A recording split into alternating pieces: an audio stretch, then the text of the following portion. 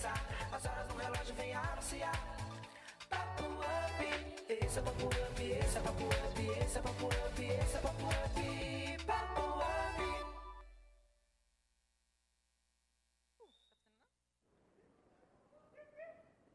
Uhul! Boa noite, minha gente!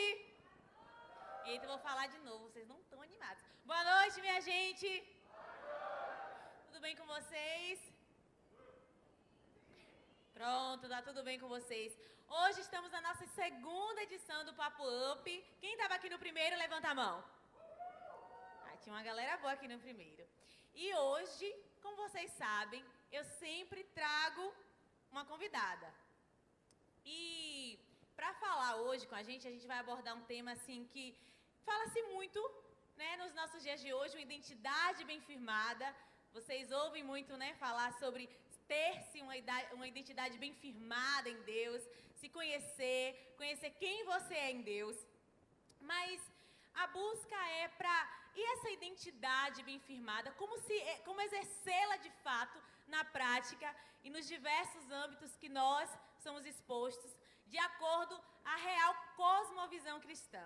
E para bater esse papo comigo, eu gostaria de chamar ela que é carioca, que é professora, que é pesquisadora, que é mãe, que é filha, que é pastora, Érica Lima.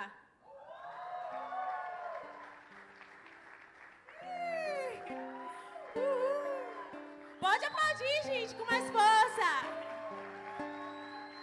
Seja bem-vinda, pastora Érica Lima. Pode sentar, pode se acomodar.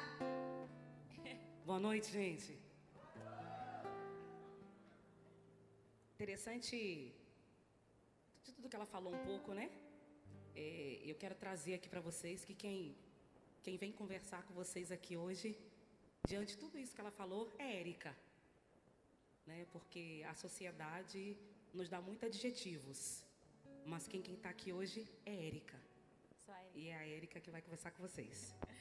Maravilha. Então, Érica Lima, nós sabemos, né, a produção me contou que o seu esposo, nós sabemos que ele veio de ônibus. Foi de ônibus o encontro. Mas você, como é que veio parar aqui na Bahia? Qual é a sua história? Já se apresenta aí pra gente conhecer um pouco a Érica Lima. Pois é, como a Alma falou aqui, eu sou carioca e vim parar na Bahia por amor. Não a Bahia, mas ao baiano. Mas a história... A gente tem um tempero diferente, né? A história começa. Mas é interessante falar que quem foi buscar a carioca foi ele. E não fui eu que vim buscar o baiano. Isso é uma longa história. Pode contar. Posso contar? Pode. Pois bem, eu sempre gosto de conversar e começar conversando um pouco de quem sou eu, né? Eu não sei se esse seria o momento desse diálogo mais extenso, mas é interessante falar um pouco da minha história, porque ela faz quem chega aqui, né, conversar um pouco com vocês. Eu sou Érica, sou carioca, e durante toda a minha vida, durante toda a minha trajetória, eu digo que eu tinha tudo para estar em outro lugar, mas a presença me atraiu. Né? E como a presença me atraiu? Eu sempre disse isso, com laços de amor e de misericórdia. Porque eu venho de uma família onde a minha mãe achava que não podia ter filhos. E aí ela ficou 10 anos casada e não podia gerar. Né? Até que ela pegou, né? Ela fez uma adoção e depois a pessoa da adoção se arrependeu e pegou de volta. E ela, muito triste, muito entristecida com as questões todas, começou a sentir muito mal. E disse, eu estou com um problema, alguma coisa, estou me sentindo mal, me sentindo mal, me sentindo mal. E aí, quando foi descobrir, estava com 7 meses de gestação de mim. Então, vocês imaginam que eu sempre fui o cheirinho de mamãe, né? Depois de tanto tempo, e descobriu com 7 meses. As pessoas falam, acho que é adotada, porque não é possível, essa barriga assim, já nasceu, já teve toda essa questão. E quando eu nasci, minha mãe teve muitos problemas no parto. E o médico disse assim, olha, vamos ter que fazer uma opção, ou o bebê ou a mãe. e meu pai fez uma opção. Por quem, gente? Por quem? Pela mãe, mas Deus teve misericórdia, eu estou aqui com vocês hoje. Graças. E nesse contexto todo já inicial, de gestação e tudo, né, eu cresço numa família com muitas perdas. Muitas perdas. Né, aos 6 anos, minha avó morreu assassinada. Era alguém que eu tinha muita questão. E era a única avó, porque os outros tinham tudo morrido de tragédia. Aos 8 anos, minha mãe teve outro bebê que também depois de um tempo morreu. Aos 9 para 10 anos, meu pai morreu. Morreu de acidente, né? Foi explosão no trabalho, no dia do Natal. Então, sempre lá em casa, o Natal foi muito, muito complicado. E eu cresci nessas questões de muitas perdas. E diante de todas essas perdas, minha mãe ficou muito fragilizada emocionalmente. Então, minha mãe começou a ter muitas doenças psicoemocionais por causa disso. E eu falei que eu me lembro que eu era pequena e ela dizia assim, Érica, vamos pro portão, porque seu pai vai chegar. Isso aí é coisa que inventaram pra gente, que ele morreu. Ninguém viu ele morto, porque veio no caixão lacrado. E pegaram outra pessoa. E eu cresci com essas questões desse adoecimento emocional de minha mãe. E cresci com muitas fragilidades. E nessa época nós não servíamos ao Senhor. Minha mãe sempre foi de samba, de pagode. Era cover de Juvelina Pérola Negra, uma pagodeira lá do Rio. E eu cresci nesse âmbito de pagode, tudo. Minha mãe era de escola de samba. Eu sempre digo que eu sou crente, mas eu sei sambar, porque eu nasci no samba. Olha aí. Então não peçam para sambar, só adendo. Então, dentro desse contexto todo, o Senhor me resgatou.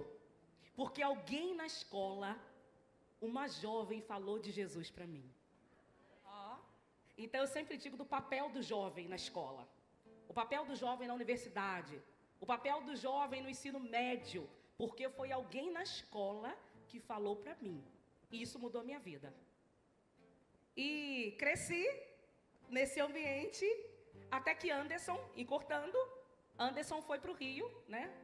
Não sei se vocês conhecem, estão sempre ele do meu lado, pastor Anderson. E ele foi para o Rio fazer seminário. E ele foi para o Rio fazer seminário e foi para a minha igreja. E eu, jovem lá na igreja, nessa época eu era líder de jovens. E o pastor chegou para mim e disse assim, Érica, você que é bem entrosada aí com a galera, cuida desse seminarista que está aqui. Assim, começa a levar ele para os lugares, né? Introduz ele com a galera, tudo. E o meu pastor mandou cuidar. E eu cuidei. Cuidou, não foi? E eu cuidei. Cuidou. E isso me faz chegar hoje até aqui. Continuo cuidando, conforme meu pastor falou. Eu sou obediente. Até hoje. Até hoje. E é isso, né? Eu chego aqui diante desses processos. Então já sabemos como é que você veio parar aqui na Bahia. Já sabemos. Mas aí dentro do que a senhora acabou de falar sobre a importância do jovem dentro, né, da escola, dentro do ambiente escolar, eu lembro que a senhora falou comigo a seguinte frase, né, sobre o quão importante, né, a sua mãe foi e o quanto ela lhe forjou na questão do estudo. Conta um pouquinho pra gente. Beleza. Eu falei para vocês que eu venho dessa questão de perdas, né, e tragédias. Então minha mãe, quando ficou muito doente, ela sempre falou uma coisa para mim. Olha, você é filha única. Nós temos muitas fragilidades, questão financeira. Ela dizia assim, tu é negra. A gente sabe das dificuldades que tem. Então, ou você estuda, né, para mudar a nossa história, ou a situação vai ficar muito complicada, porque você não vai me ter por muito tempo. E o que aconteceu? Eu não tive minha mãe por muito tempo. Minha mãe também faleceu. E aí, dentro desse processo que a gente conversou, né, eu fui forjada no ensino. Eu sempre tive a real noção do papel e da importância da educação no meu processo de autonomia pessoal. Porque eu pensava assim, cara, só tem eu e minha mãe doente. Ou eu mudo a realidade da nossa família social através do estudo, ou a situação vai ficar, como diz vocês na Bahia, barril dobrado. Né? Porque minha mãe era empregada doméstica para cuidar, para poder pagar o meu estudo, e ela dizia para mim assim, olha, o que você vai fazer com isso que eu estou te dando? Porque eu não estou aqui por muito tempo. Então, é o que eu digo sempre, eu fui forjada para dar certo. Né? Eu fui forjada para estudar. Eu fui forjada para isso. E aí, dentro dessas questões todas, aí chega no que eu sou hoje, né? Porque isso eu acho que essa trajetória me faz, hoje, estar no lugar que eu estou. Né? Essa trajetória de obediência à minha mãe, né, e de, ao mesmo tempo, entender que eu poderia mudar a minha realidade social através do estudo, é que me faz hoje estar no lugar que eu estou. E aí você vai falar onde eu estou? Eu que vou falar onde eu estou? A senhora vai falar onde a senhora está. Onde é que a senhora chegou? Pois Sendo é. tão forjada. Pois é. Quando eu fiz 17 para 18 anos, eu comecei a estudar para concurso. Porque eu sabia que só através, né, de eu ter uma condição, concurso, o que fosse, eu ia conseguir ajudar minha mãe, que estava muito doente na época. E aí eu fiz vários concursos. E quando eu fiz 18 anos, eu passei no meu primeiro concurso público. E eu me lembro que eu estava terminando o ensino médio, no último ano eu passei para o concurso de professora. E foi uma correria, porque eu passei em outubro no concurso. E só terminava em dezembro, né? E aí fui para a escola, enfim, fiz matérias à tarde, consegui. E durante esse processo todo eu fiz 6 concursos. E todos os concursos eu fui aprovada nos 6. Deus sempre foi comigo. Glória a Deus. Mas só que tinha uma questão emocional. E por que tinha questão emocional? Porque eu falei para vocês que Anderson foi para o Rio.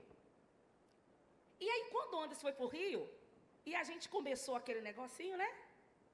Ia no culto, olhava. Aquele negócio, né? Entendo. Vocês entendem? Não entendem disso? Olha, cara. Ninguém nunca olhou para ninguém aqui? Não, imagina, não. Imagina. Pois nunca. é, era só na minha época, quando eu era adolescente, jovem. É, foi só lá. Aqui não mais. E aí, Anderson disse assim, Érica, tem uma questão. Eu vou voltar para a Bahia. E para a gente ficar junto, depois, como é que faz? A gente vai ter que casar. Eu disse, mas eu não posso casar. Não posso casar. E nessa época a gente não tinha beijado, nada não. Era só aquela questão mesmo, sabe? Do olhar. Do olhar. Só se olhando. É, porque crente não fica beijando para ver se dá certo. É Crente ora. Exatamente. Entendeu, né? Então, a gente estava naquele processo, né, de oração e tudo. Eu vou repetir, porque eu acho que isso é importante. Sim. De Né? novo, de novo, de novo. Crente não fica beijando para ver se dá certo. Crente ora, coloca na posição do Senhor. Então, glória a Deus. Posso ouvir um amém? Eita. E aí, dentro desse processo, eu disse assim, ele disse assim, eu quero casar. Eu disse, mas casar eu não vou não. Porque como é que eu vou deixar a minha? Como é que eu vou deixar a minha? E vou para a Bahia, minha mãe doente. Eu disse, então, para eu ir para a Bahia, eu vou ter que ter um emprego que eu leve para a Bahia. Porque aí eu continuo mesmo longe, cuidando da minha. Porque a palavra de Deus vai dizer, honra teu pai e tua, para que te vá bem. Eu digo sempre que eu colho os frutos da honra aos meus pais. Então, se você, jovem, adolescente, quer ser abençoado, honre seus pais. Porque a bênção de Deus vem sobre a sua vida. E eu disse assim, eu quero casar, eu acho que eu vou embora. Enfim, eu tenho que ter um emprego que eu leve. Porque os meus empregos eram a nível de estado, era a nível de município. E aí alguém falou para mim assim, Érica, o Ministério da Educação, o MEC, vai abrir concurso para o Rio de Janeiro. Porque tem muito tempo que não tem concursos, enfim, vai abrir. Eu disse, opa, esse aí. E aí minhas colegas disseram assim, você é doida? Porque você já viu o que é concurso do MEC? E quando abriu o edital, tinha uma vaga para o Rio de Janeiro, do Ministério da Educação. O que eu disse, gente? O que eu disse? Eu vou fazer. O não eu já tenho. Se eu passar, eu sim. Então, com muita dificuldade, não tinha dinheiro para fazer concurso caro. Eu chegava, eu trabalhava o dia todo e eu ficava até de madrugada estudando. Quando chegou para fazer o concurso, eu me lembro como se fosse hoje. Eu disse assim, eu fiz uma oração. Eu disse assim, Deus, eu não preciso de trabalho.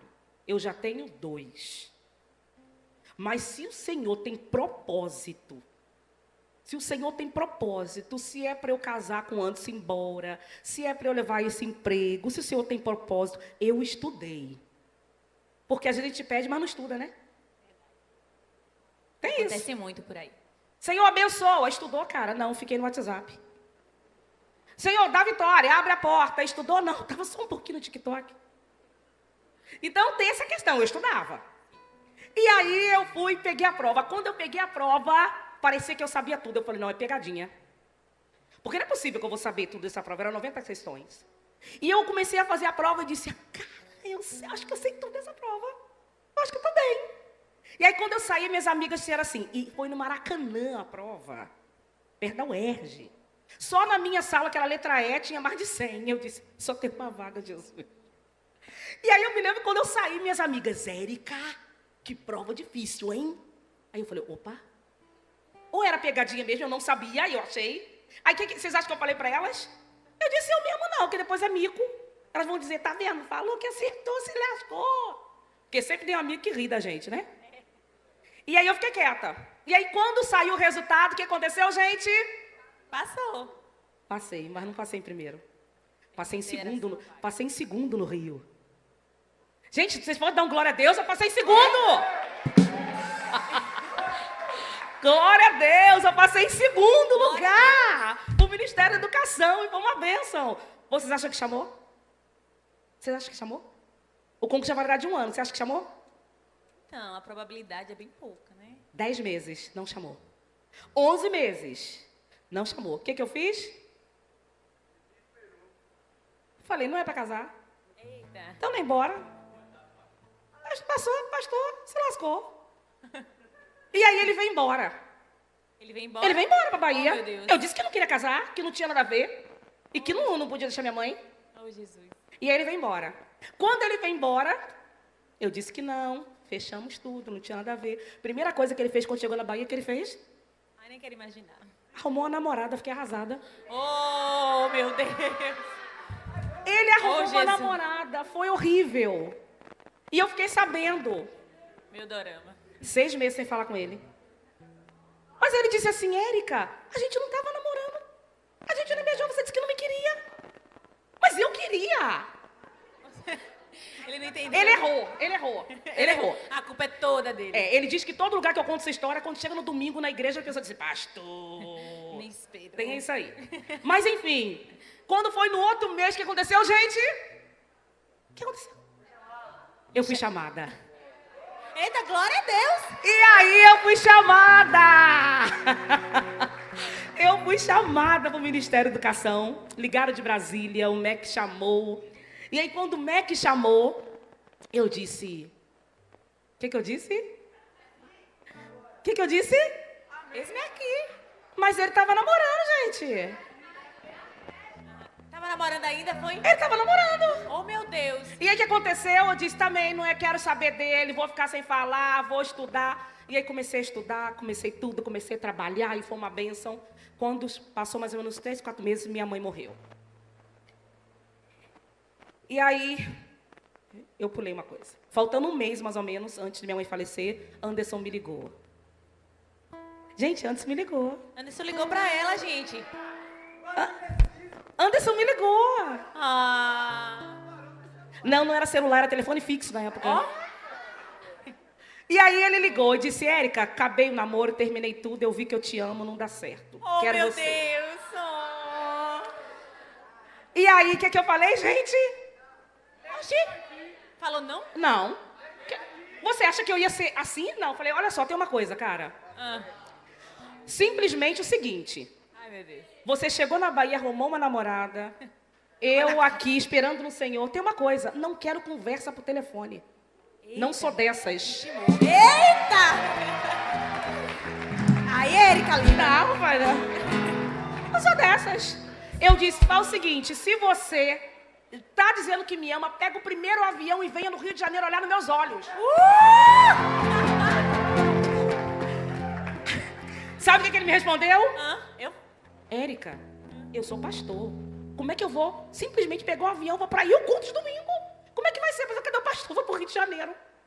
Não tem condições. Eu disse, agora é com você. Não tem outro pastor, não tem ministério, não tem presbítero, não tem oficial, não tem voluntário. Bota alguém, venha no Rio de Janeiro, olha no meu olho. E aí, ele disse, tô comprando a passagem. Eita! É decidido. E aí, o que aconteceu? Ele comprou a passagem. Me ligou, disse, olha, eu consegui para daqui uns 3, 4 dias, mas eu disse, tá bom. E aí, quando ele falou que ia, minha mãe morreu. Ele foi. E chegou lá, não tinha menor clima. E ele disse, e agora eu não vou embora. eu vou ligar para a igreja e eu vou ficar aqui um mês para poder te ajudar. E aí, foi lindo, essa parte foi Pode linda. falar, essa pode parte foi falar. linda. Repete de novo pra ele falar, ó, vai. Vou falar. Tá bom. E ele disse, eu não vou embora, eu vou ligar para a igreja, eu te amo e vou ficar para te ajudar. Porque quem ama é assim, é na alegria ou na tristeza. É na dificuldade, é com beijo ou sem beijo. Porque não tinha negócio de abate, nada. Andou comigo para baixo e para cima, eu só estava chorando, arrumando negócio de enterro, um monte de coisa, e ele estava ali. Outra coisa, ficou na casa do meu pastor, porque crente vigia. Sim. Não tem esse negócio de namoro, tá em casa, eu ia ficar sozinha, estava sem mãe, que vai ficar em casa, não. É vigilância. Porque a palavra do Senhor diz que sem santidade ninguém verá Deus. Ficou na casa do meu pastor. Amém. Pega aí, pega a visão, pega a visão, pega a visão. E aí ficou na casa do meu pastor, debaixo da tutela do meu pastor. E durante esse um mês a gente arrumou tudo. E aí quando passou um mês foi meu aniversário. E no aniversário ele disse, Érica, já podemos conversar sobre o fato? Eu disse, podemos. Aí ele disse assim, eu vim para olhar nos teus olhos. É o que você queria, eu tô aqui. Eu disse, tô aqui. Ele falou assim, mas eu trouxe aliança. É para casar. Uau! Pois é. Então foi assim. Então foi assim. Ele levou a aliança. Ele disse, já tem 4 anos, a gente é amigo, eu já fui, já voltei, sei que eu te amo, conheço você, tá tudo certo. Deus mudou a história. Vamos casar. Eu disse, aceito. E aí, eu disse para ele, é o tempo de eu resolver minha vida, meus trâmites aqui. E aí ele voltou para Bahia, noivo de aliança. E eu fiquei no Rio, depois de um ano nós nos casamos e eu vim embora. E eu estou aqui. É preciso Pois aprender a esperar. Foi assim, foi assim, foi assim. E trouxe o serviço, né?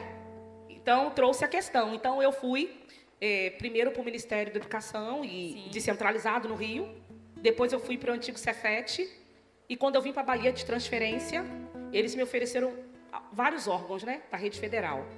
E aí, eu tinha, ou ficaria na UFBA, ou ficaria no IFBA. Então, eu fiquei no IFBA em Salvador durante 2 anos. E aí depois, a gente mudou para Feira de Santana, né, antes veio pastorear em Feira. E aí eu transferi, eu ia de repente para a Receita Federal e tudo, mas aí preferi continuar no órgão de educação. E hoje eu sou coordenadora do Instituto Federal da Bahia. Eita. Pois é. E Deus tem a propósito, né? Glória a Deus. Pastora, ainda sobre a questão dos estudos, né? Que a senhora pontuou aí. O nosso público é jovem e adolescente.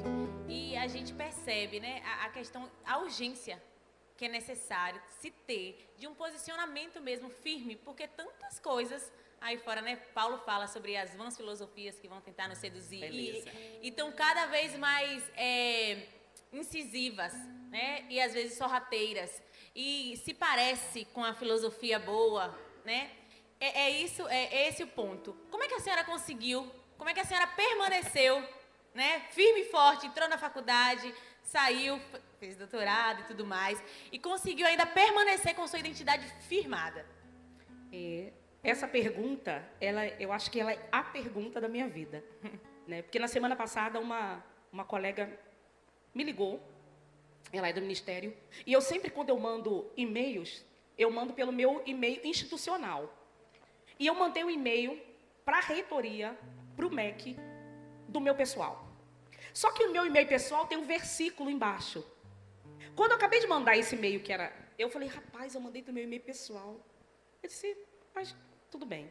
Passou, quando foi semana passada, eu recebi um comunicado. Assim, a reitoria precisa falar com você. Eu disse, o que aconteceu?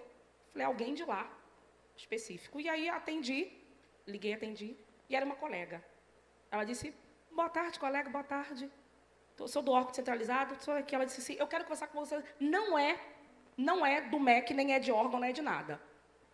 Eu disse o que foi? Ela disse, você mandou para a gente um e-mail. E nesse e-mail tinha um versículo. Eu não consegui dormir depois desse e-mail. Eu disse assim, e tem muito a ver com a sua pergunta. Ela disse assim, porque depois da sua assinatura pessoal, vem quem você é, né? A gente coloca lá. Então vem Érica e coloca doutora, PhD, não sei o quê, não sei o que lá, não sei o que lá. E ela disse, debaixo disso tudo, estava um versículo. Ela disse, aí eu entrei na sua tese do doutorado. Entrei nos livros que você escreveu. E aí eu vi assim, como pode uma doutora ter fé? Ela disse, como pode, e eu sou do Instituto Federal, mas eu sou vinculada, eu não falei, né? Doutorado, né? Eu fiz especialização na Universidade Federal Rural do Rio de Janeiro, eu sou da UFRJ.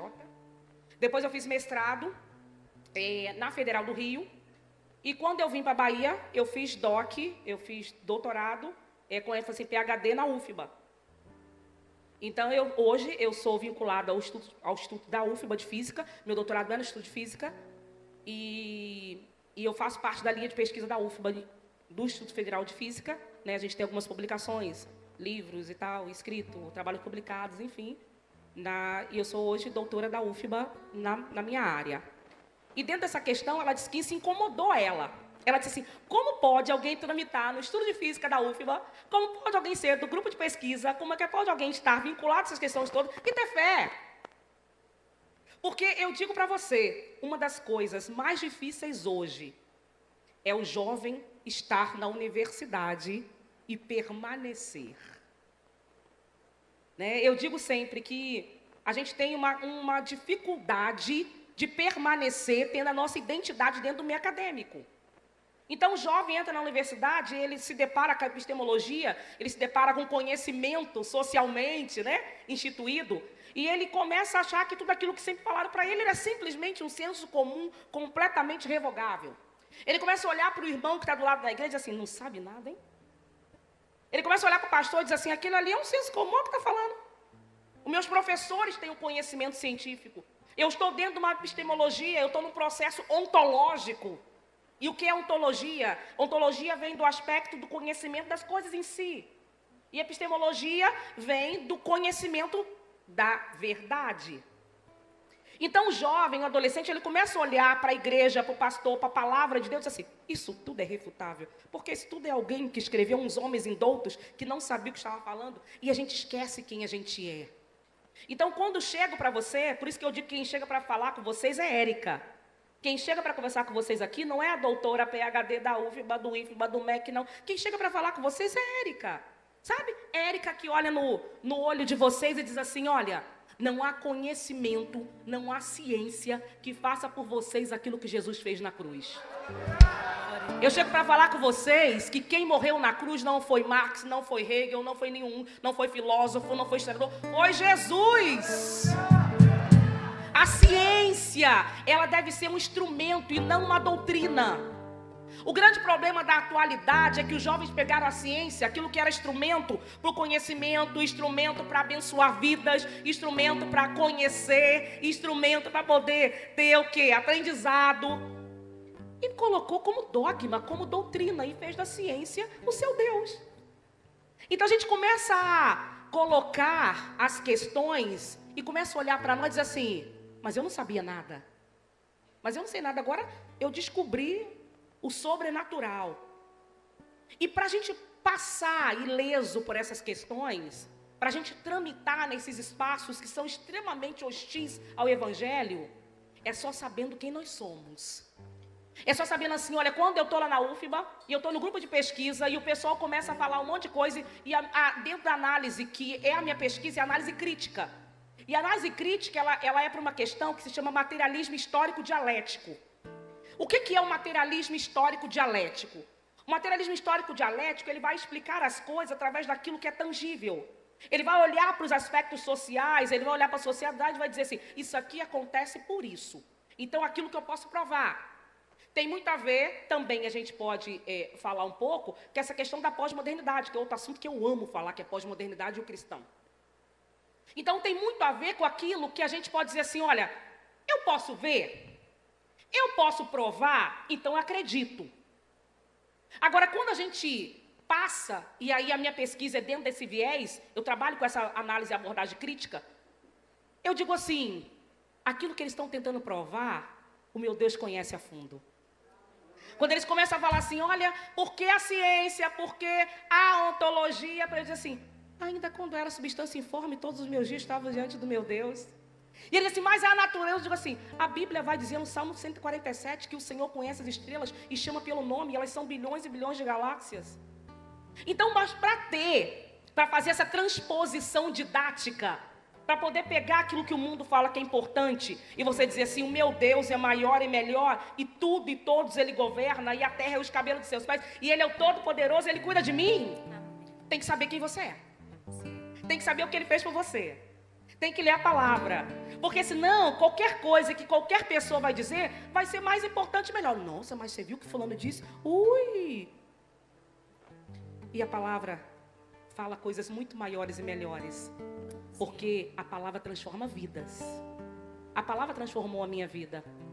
Então, quando eu estou lá sentada, quando eu estou escrevendo um livro, quando eu estou no simpósio, quando eu estou no seminário, eu olho para a plateia, eu olho para aquilo ali e digo assim, isso tudo é uma oportunidade que Deus me deu de estar aqui falando. Quando eu vejo o título de doutora nos seminários e tudo, e o pessoal, vai chegar Érica, a doutora do MEC, tal. Eu digo assim, meu Deus do céu, eu sou a filha de Valdete, do Rio de Janeiro, que foi cuidada e resgatada, que tinha tudo para dar errado, mas Deus teve misericórdia de mim. Amém. Glória a Deus. Isso tudo é oportunidade. Isso tudo é graça. Isso tudo é favor imerecido. Então, a identidade, isso tudo, onde você estiver, onde o Senhor te der a oportunidade de estar, não esqueça quem você é e o que Ele fez por você. Por isso que eu falei, quem vai sentar aqui conversando com vocês, não é a doutora, não é isso, não é aquilo. É Érica, irmã de vocês, e que vai morar no céu com vocês. Amém. É isso que faz a diferença. Amém. Amém. Glória a Deus. Pode aplaudir, gente. Pergunta respondida. Vocês ouviram como ela fala palavras difíceis? Quando eu a vi pela primeira vez, foi num domingo de manhã, a igreja estava vazia, e a senhora só pegou para falar um pouquinho do ofertório e tal, falou uma mensagenzinha bem curta, mas de toda a mensagem. A senhora soltou umas 5 palavras. Aí eu, meu Deus, quem é essa mulher que de 5 palavras eu não entendo 3 e as 2 eu fico em dúvida. E por isso, pensando nisso, né, montamos um quadro personalizado. O nome do quadro é O Dicionário da Érica. E como é que vai se dar esse quadro? Misericórdia. É uma pegadinha. Eu vou falar para a senhora uma palavra e a senhora vai me dar o sentido, o significado oposto. A senhora vai inventar aí agora um significado bem assim, né, diferentão do que realmente é. Tá bom? Topa, né? Topou? Eu vou dizer que não? Não pode mais. Eu já estou aqui. Tá aí, né? A senhora entendeu, né? Eu vou dizer a palavra e a senhora vai dizer o significado completamente diferente. Vamos lá para a primeira palavra. Biblioteca. Bem diferente, completamente diferente do sentido. Filósofo Doctor. Como é? Filósofo Doctor. Amante do conhecimento. Tá bom. Só vai lá quem tem conhecimento, quem quer buscar. Vocês entenderam, né? Porque eu tô falando as palavras difíceis. Ela disse que era pra usar palavra difícil, não foi? Mas é o oposto, não pode ter nada a ver. Nada a ver? Na dica, completamente. Eu vou dar mais uma chance. Vai lá, biblioteca. Com uma palavra?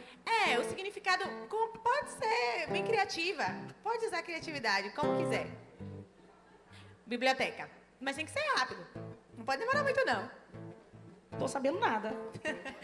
Pode falar, por exemplo, se a senhora falasse biblioteca pra mim, eu ia falar, significa jardim, alguma coisa assim. Desse entendeu? jeito? Ah, Isso é psicodélico demais. meu Deus. Tá, bora. Vai, agora outra palavra.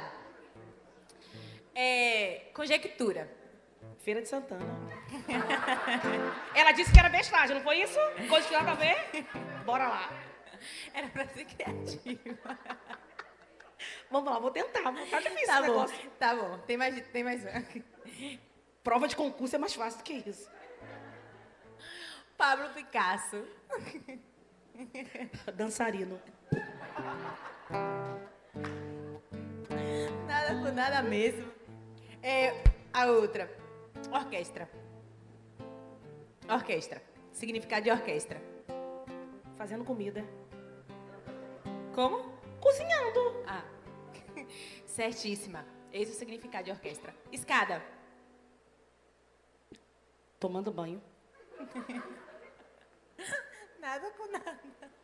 Não foi isso que ela pediu? Forjar.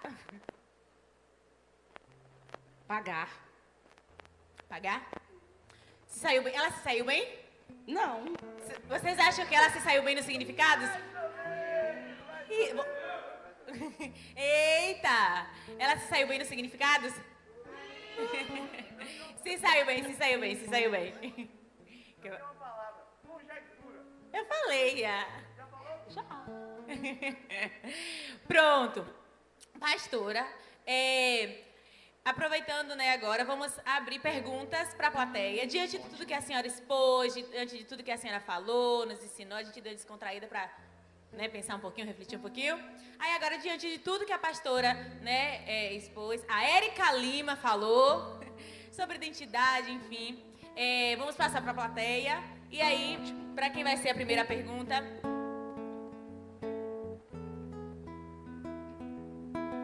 Eu posso fazer a primeira pergunta? Beleza. Eu quero saber, acho que todo mundo que repara em você quer saber de onde vem esse amor por onça.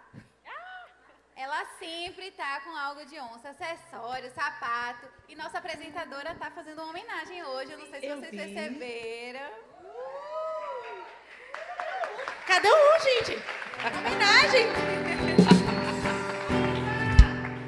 Pois é, eu não sei onde veio o amor, mas esses dias eu achei uma foto minha de 3 anos, que eu coloquei até no Instagram. Eu estava com 3 anos, com body de onça, bota de onça e lacinho de onça. Tá explicado. Então, a questão já entendeu? Desde pequena. E a minha relação, eu digo assim, eu uso onça. Pode estar na moda, não pode estar na moda. Porque, onça agora é chique. Mas eu uso sendo cafona, sendo o que for. É porque eu gosto, eu olho pra onça, eu gosto de onça.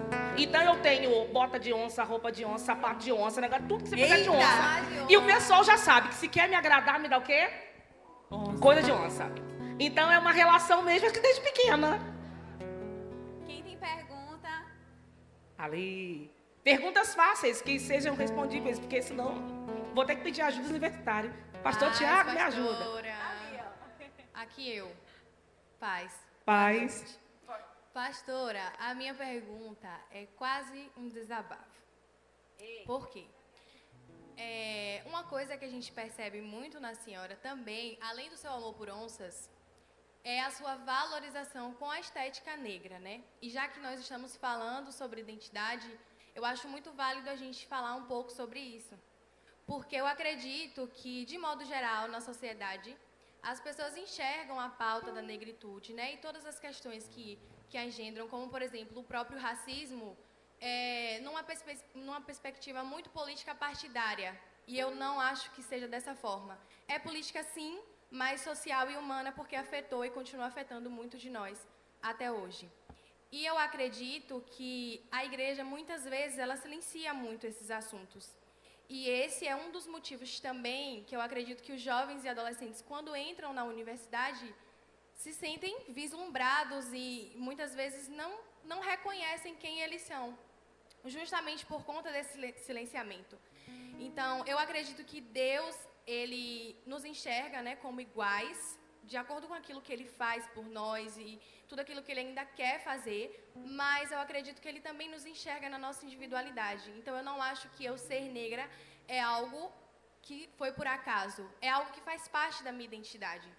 Então, eu queria que a senhora trouxesse um pouco para a gente essa perspectiva cristã mesmo, né, da gente valorizar esse aspecto da nossa própria vida. E já estou terminando. Eu tive um professor na universidade de relações étnico-raciais que ele falou que o que nos tornava negros, a característica principal de você ser negro era o sofrimento do racismo. E eu acho isso muito pesado. Eu não acho que é isso que Deus quer que eu enxergue, que me torne negra. Então, eu queria que a senhora trouxesse esse posicionamento, porque eu acho que a senhora se posiciona muito bem, a sua estética traz muito isso e me chama muita atenção desde o primeiro momento que eu lhe vi. Então, eu não podia deixar essa noite terminar sem perguntar isso. Cara, que pergunta maravilhosa. Que pergunta maravilhosa. Porque, assim, nós sabemos que, apesar do tom de pele, né, ser, e aí a heteroidentificação, e hoje eu faço parte do grupo de heteroidentificação. Quando as pessoas fazem concurso para a rede federal, eu faço parte de uma banca que vai dizer se é negro ou se não é, né? Que a gente vai falar dos fenótipos.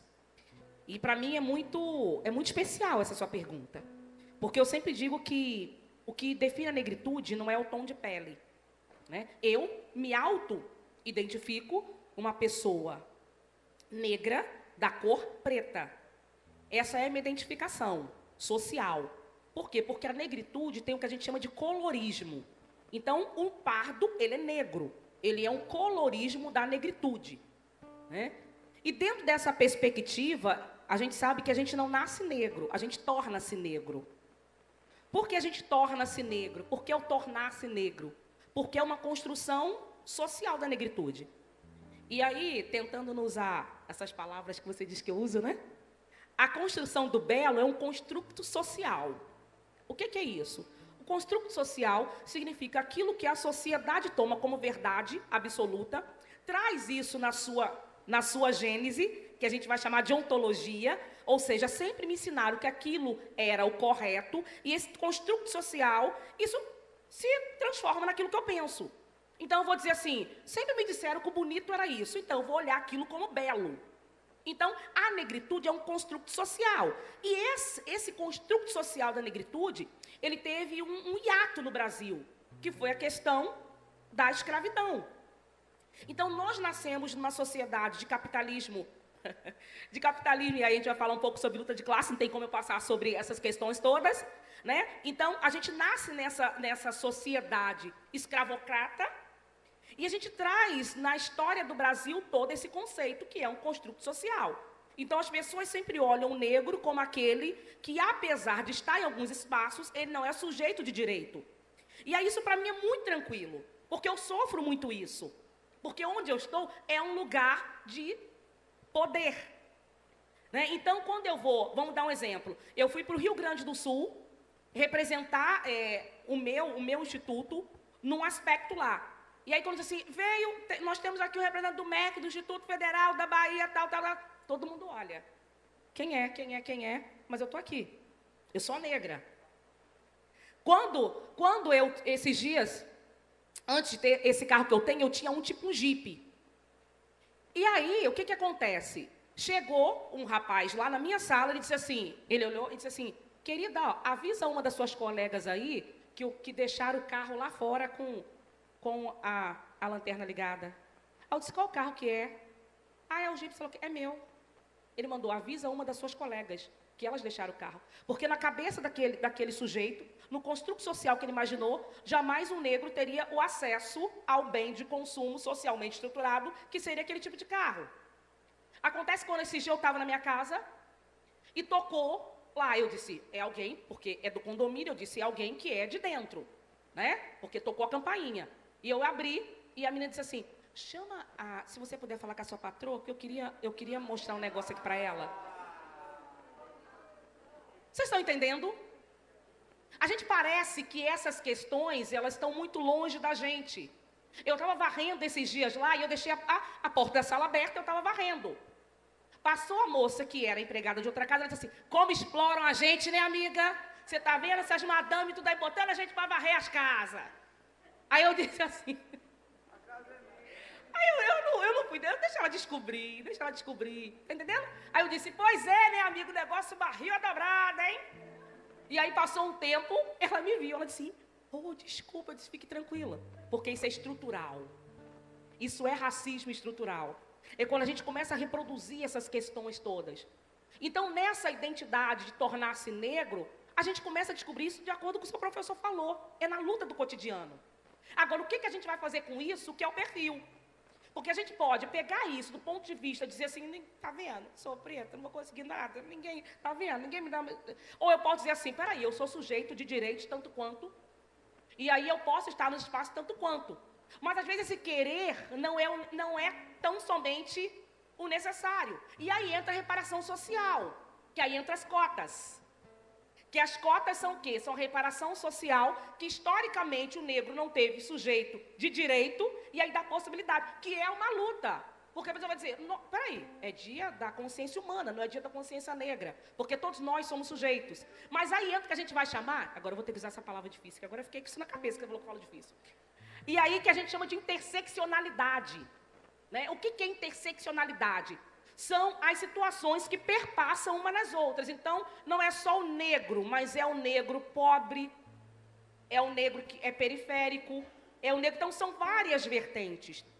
Então, eu me imbuí dessa questão de dizer assim, olha, ainda que a construção social me veja diferente, eu não vou permitir que isso me abale, porque eu tenho um Deus que me vê como igual.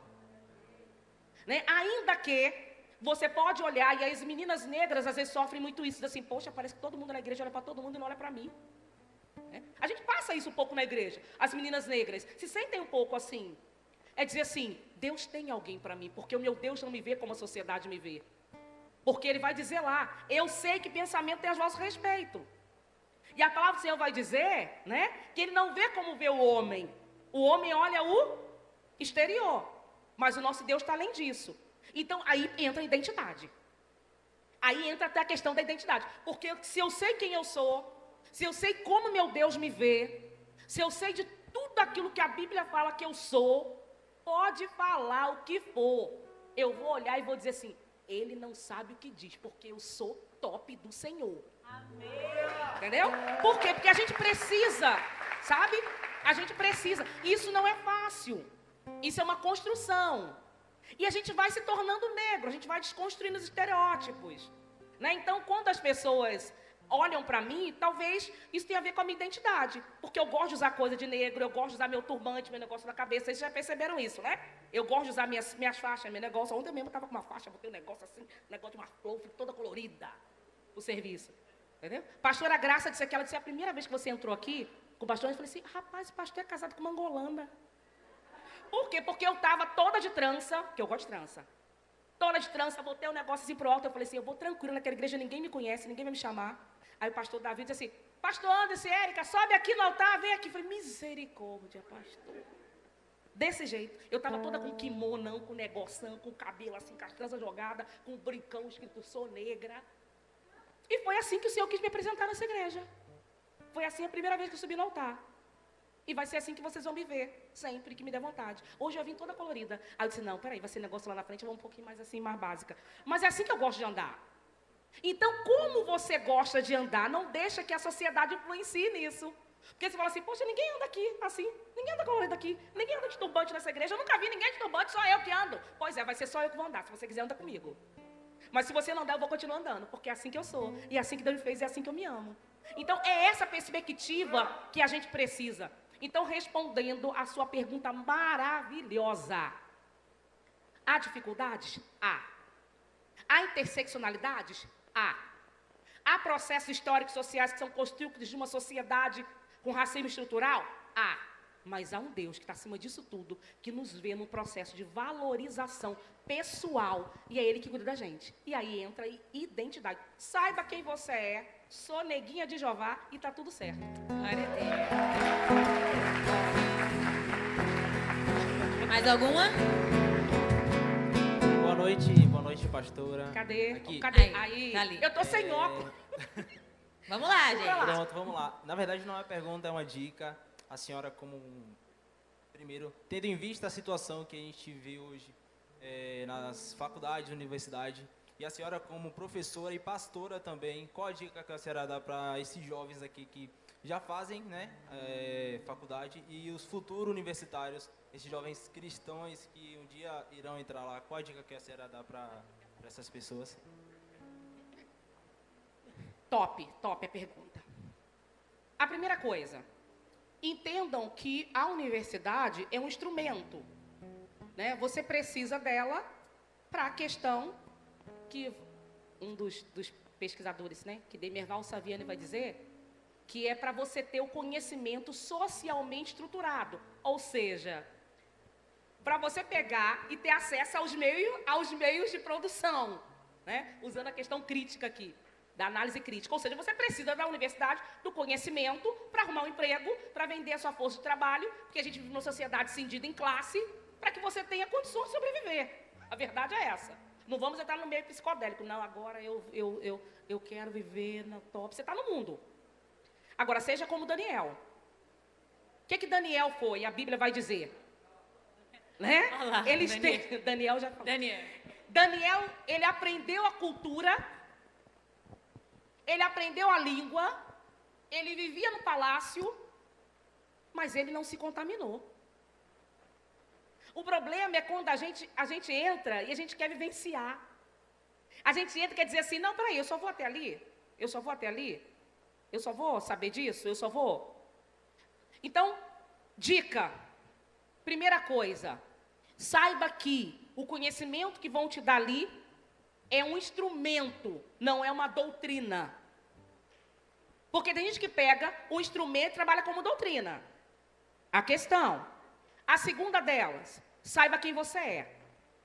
E a terceira, não se contamine. Saiba com quem você anda. Porque eu já vi gente top se corromper. E a Bíblia fala, não vos enganeis, as más conversações.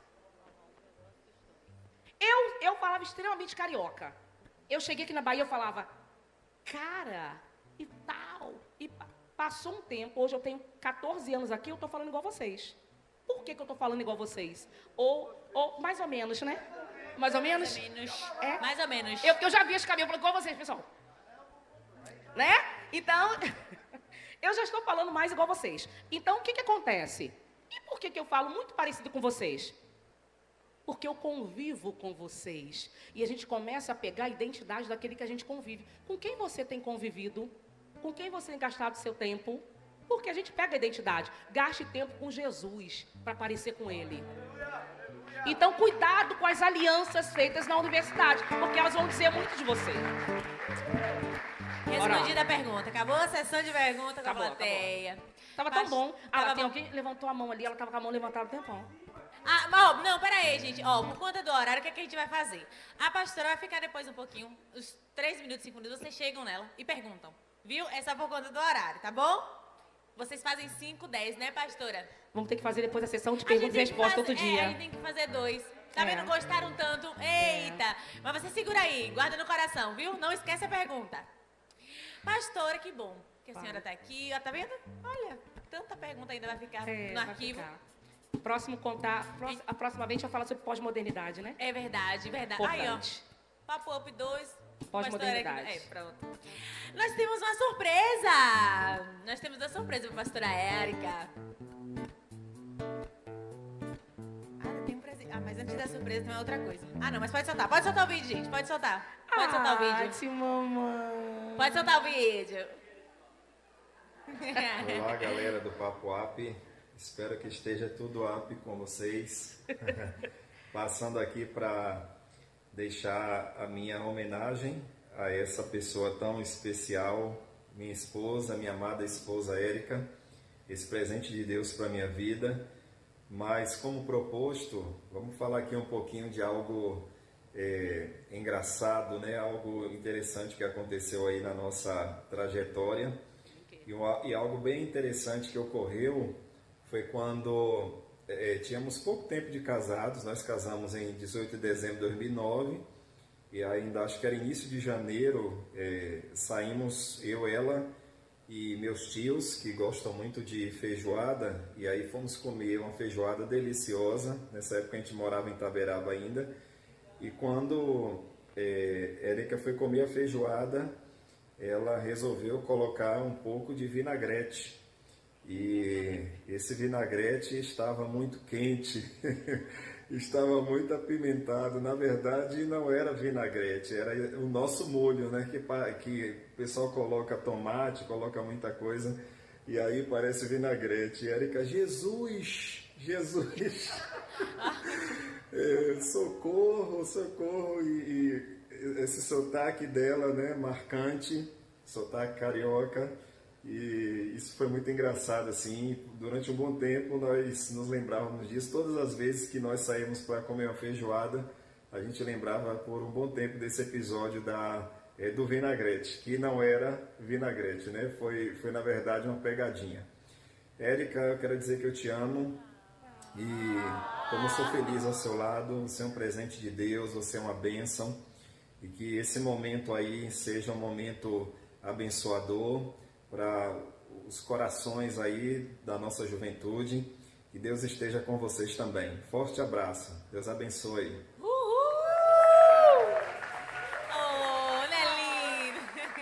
Pastora. Mas é porque no Rio de Janeiro, vinagrete é só azeite e os negócios lá. Aí eu cheguei, os tios dele quiseram me levar num lugar caro para comer feijoada e pagava pelo prato. E aí eu fui e peguei assim, ai, adoro vinagrete. Joguei no prato, foi daquele jeito. E aí temos essa história Temos essa para história. contar. Foi desse jeito. Ô, pastora, olha, e toda vez que um convidado chega, nós temos um presente. E nós não poderia ser diferente com a senhora, temos um presente maravilhoso. Será que é oncinha? Aqui, pastora. Obrigada. Agradece, mas pode abrir na frente de todo mundo. Viu? Já sei que é pegadinha, tu falou. Ah, será? Será? Abre aí pra Será? gente ver o que é que vem. Quer ajuda? Música de suspense, não tem não? Tatarana. Aê! Vocês querem ver, gente?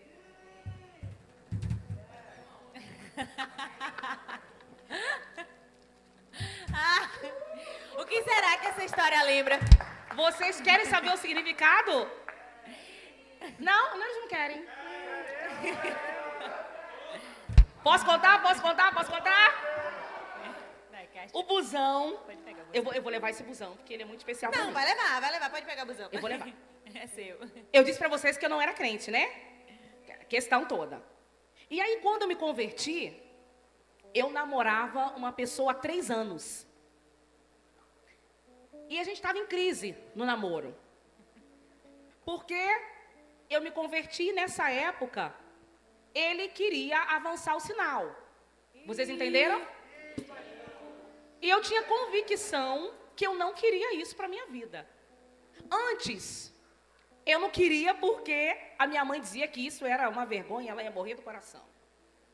E depois, quando eu me converti, eu entendi pela Bíblia de que eu devia me guardar e ter uma vida de santidade, porque eu queria agradar o meu Senhor. E foi um caos. Foi um caos por quê? Porque eu falava isso e ele dizia assim, mas isso é uma bobagem. E eu entendi aquilo que a Bíblia fala, que não tem como andar 2 juntos se não tiver acordo. Quando a palavra do Senhor diz que luz e trevas não combinam. Quando a palavra do Senhor vai dizer sobre a questão do jugo desigual. E aí eu comecei a caminhar cada vez mais para o Senhor, comecei a caminhar e eu tinha convicção daquilo que eu queria em Deus. E ele chegou para mim uma vez e disse assim, olha, então não dá para caminhar junto, você escolhe, ou a igreja ou eu. Eu olhei dentro da cara dele, ele disse assim, Jesus, hashtag partiu, tchau. Mas vocês acham que foi fácil isso? Eu emagreci 10 quilos de amor. Amor emagrece. Eu tinha certeza que ele ia voltar. Todo mundo achava assim, Érica tá doida. Por quê? Porque a gente já namorava um tempo, porque era de uma ótima família, era uma pessoa que tinha muita condição. Minha mãe não era crente, ela disse, tu tá bem, minha filha? Eu disse, eu tô bem, eu tô com Jesus. E aí Deus, eu falei Deus. Começou a trabalhar na minha vida. E um dia uma irmã me chamou. Disse assim, Érica, vamos numa oração de mistério. Tem uma oração lá que a irmã revela tudo. Eu disse, eu vou lá. Porque Deus vai falar alguma coisa sobre o meu casamento com ele. Vai dizer que vai voltar, vai dizer que vai trabalhar, vai dizer que tudo. E a irmã me levou. Vou ser rápida. E quando chegou lá, a irmã orando e tal, falou, você, minha filha. Eu disse, sou eu, Jesus, estou aqui. Eita. É agora. Vai dizer que ele vai voltar, vai dizer que vai trabalhar, vai converter. E a irmã falou assim, pense numa ponte, filha. Eu disse, Jesus, começou a ficar estreito. Aí eu disse, Aí ela disse assim, você não está nem na metade e nem no final na sua vida sentimental. Você está no início. Sabe o que eu quero dizer? Você vai demorar a casar. Eu disse, arrepende. Aí eu disse, eu vou demorar, irmã. A lágrima já começou a descer. Ela disse, vai demorar a casar. Deus não tem esse mistério para você agora não, minha filha. Você tem que ficar mais ligada com Deus. E a lágrima desceu, eu disse, já era. E eu achando que Deus ia falar aquele negócio, né? Que às vezes a gente quer assim, a gente quer ouvir aquilo que a gente quer, não aquilo que Deus tem. E aí daqui a pouco a irmã falou assim, mas Deus tem um sinal para você. Disse, na hora que você encontrar aquele que Deus tem para você, você vai esquecer disso tudo. Vai se passar muito tempo. Eu disse, Jesus, muito tempo. Disse, mas tem 3 sinais. Ele disse, primeiro é branco. Quando falou que era branco, eu falei, misericórdia. Porque minha mãe me criou para casar com negro. A minha cabeça sempre teve isso. E eu tinha essa resistência. E esse que eu tinha deixado era um negão, era um negócio, entendeu? Um negócio. Foi, Deus falou que eu ia casar com branco. Aí eu disse, tá bom. Já fiquei assim, né? Você vai ser branco. Ela está entendendo o mistério, minha filha? Eu tô, minha irmã. Ela disse, ele é de ministério. E quando acontecer isso, você vai lembrar. E você vai fazer uma pergunta para ele. Como? Ela falou assim, é de longe? Eu falei, de longe. Ela disse, e quando acontecer isso, você vai fazer uma pergunta para ele. Como você veio parar aqui no Rio? Ele vai dizer, de ônibus. Entendeu? Entendeu? Entenderam, né? Pois é. Se passou 6 anos, eu esqueci completamente. Foi no dia que meu pastor me chamou e pediu para cuidar de Anderson. 6 anos depois. Eu não lembrei. A gente ficou amigo, ia para um lado e para o outro. E ninguém zoava, eu não gostava de Anderson. Era amizade de verdade. Sabe aqueles amigos de igreja? Era amigo de igreja. Sim, sim. Até um dia, Anderson estava pregando. Aí eu olhei para ele diferente. Eu disse... A luz bateu. Foi. Aí eu olhei e falei assim, gente, como o Anderson é interessante, eu nunca percebi. Já tinha 4 anos de amizade. É sério, 4 anos de amizade. Eu não tinha esse olhar para ele. Aí eu fui escrever do lado da Bíblia assim, Anderson, coração. Aí botei assim, quem sabe? Aí botei assim, Deus sabe.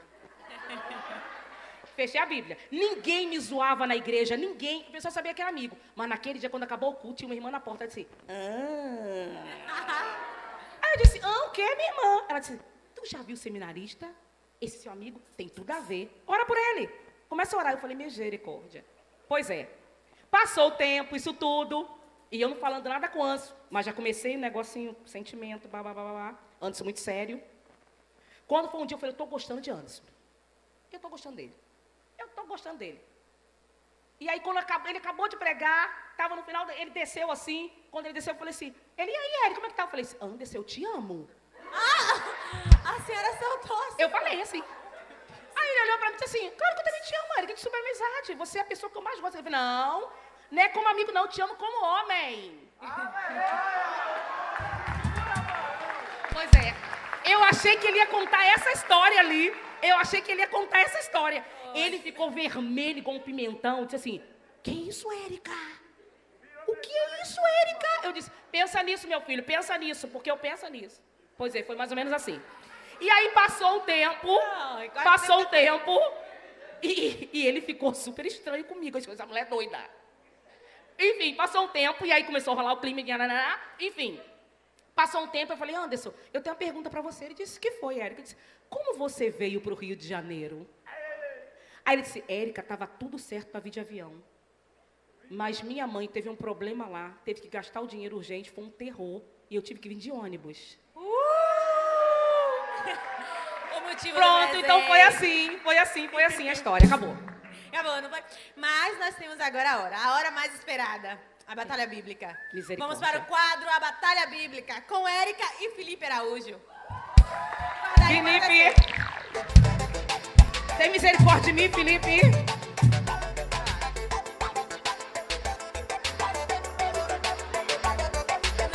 Batalha Bíblica, Batalha Bíblica, Batalha Bíblica, Batalha Bíblica. Esse é o quadro Batalha Bíblica. Batalha Bíblica.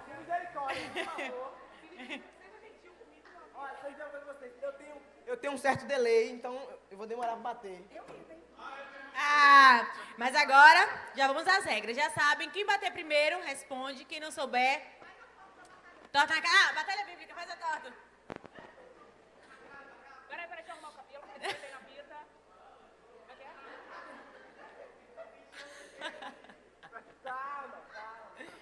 Pronto, vamos lá? Preparados, mão pra trás.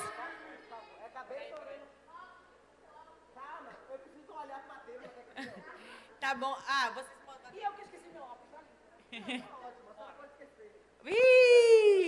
Vamos lá. Primeira pergunta, eu vou dar as opções. Você só bota quando eu falar já, tá? Entendido, né? Só quando eu falar já. Porque tem opção. Quantas moedas Judas Iscariotes recebeu para atrair Jesus? A, 35 moedas de cobre.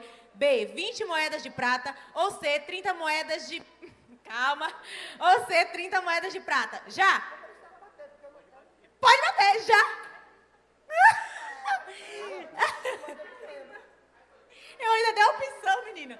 Ela acertou. Acertou. Vai lá.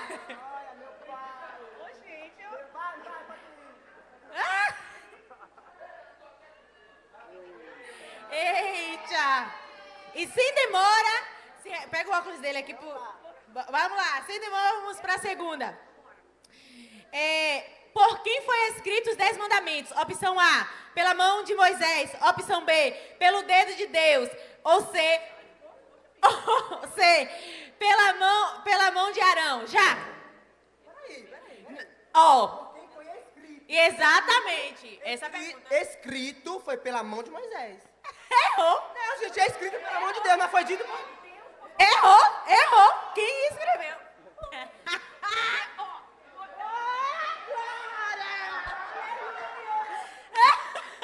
Torta na cara do... Deus escreveu nas tapas. Deus que escreveu. Pode pegar, torta na cara de Felipe. Oxe, então por quê? A próxima... Eu tô com peninha. Vamos lá. Mais uma, hein? Quem foi José de Arimateia? Opção A, um discípulo de Jesus. B, um soldado romano. Ou C, um pastor de ovelhas. Já? Foi Felipe. Peraí. Fala as opções de novo. Quem foi José de Arimateia? Um discípulo de Jesus, um soldado romano ou um pastor de ovelhas? José de Arimateia, um soldado romano. Peraí. Peraí, calma que eu... Não falei não.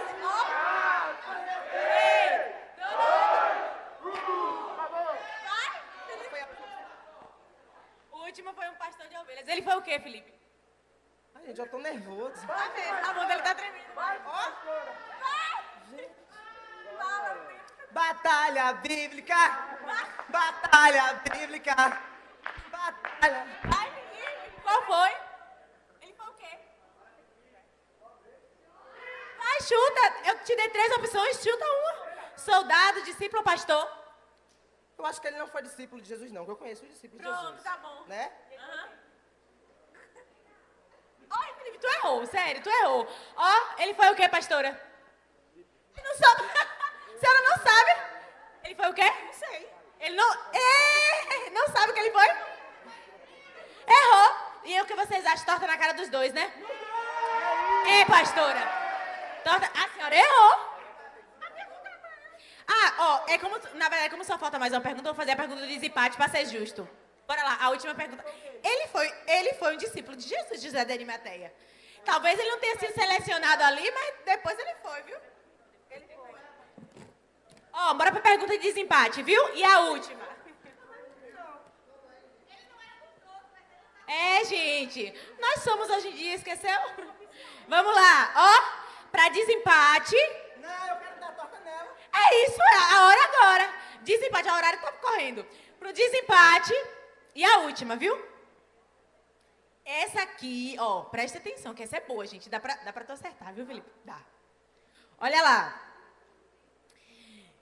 Quem discutiu com a jumenta e perdeu a razão? Quem foi? Pronto, vamos lá. Opção A, Baraque. Opção B, Saul. Opção C, Balaão. Já! A pastora foi! Oh, meu Deus! Oh, meu Deus! Uma só. só. Vai, pastor, a hora é agora. Segura os cabelos, pastor. Tem muito...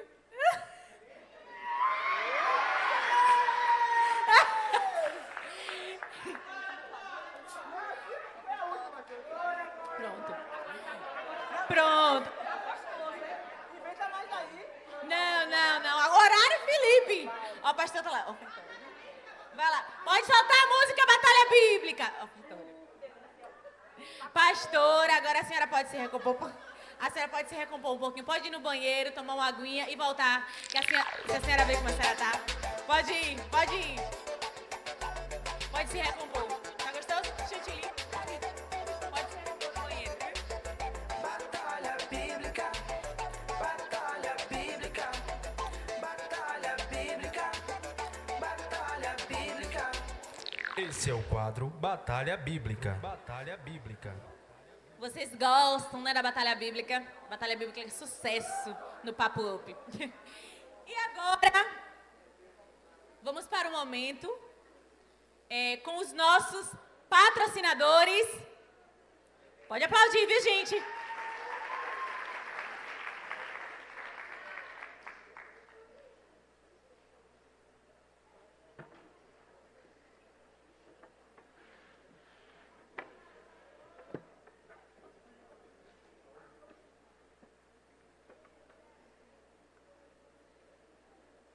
Nosso lema é: cada um dê conforme determinou em seu coração, não por pesar ou por obrigação, pois Deus ama quem dá com alegria.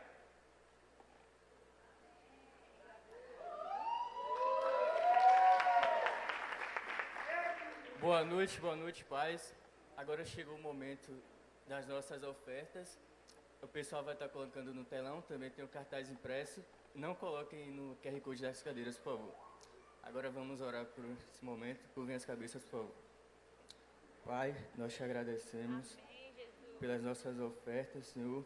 Abençoa a vida da nossa pastora Érica, abençoa toda a produção por trás desse Papo Up, abençoa as finanças da nossa igreja, cada um que irá doar e cada um que irá ofertar e aqueles também que não podem. O Senhor conhece o coração de cada um, Pai. Em nome de Jesus, amém. O pessoal que deseja ofertar, pode vir, né, entregar aqui, né, caso o seu seja fixo, ou pelo Pix, telão.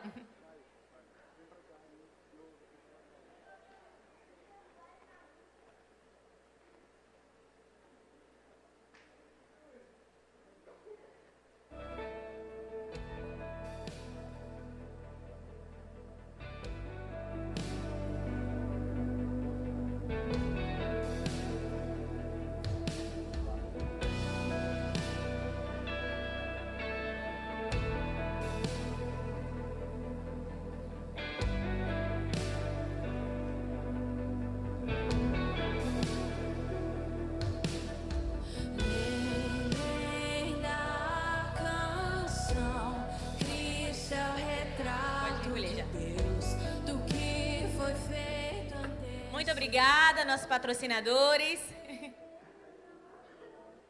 Olha, ela tá voltando.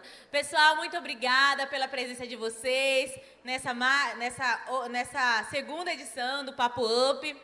E encerramos por aqui, né? Eu espero que vocês todos estejam com expectativa, porque virá muito mais. Temos, né, o Culto Uno, que é o próximo, que virá... Vai colocar? Vai colocar, não? O card do... Tá de volta, fica aqui. Me fazer companhia. O Uno, né? E assim os demais cultos. Muito obrigada. Vocês gostaram da presença da pastora, da Érica Lima? Aprendemos tanto com a senhora, pastora. Muito obrigada. Que o Senhor providencie outras oportunidades, porque é bom demais ouvi-la. Obrigada, gente. Um abraço. E agora vocês sabem mais um pouco de mim, né? E da minha história. Então isso é muito importante. Foi show conversar com vocês aqui. Aí o card está ali. Próximo sábado é o Culto Uno.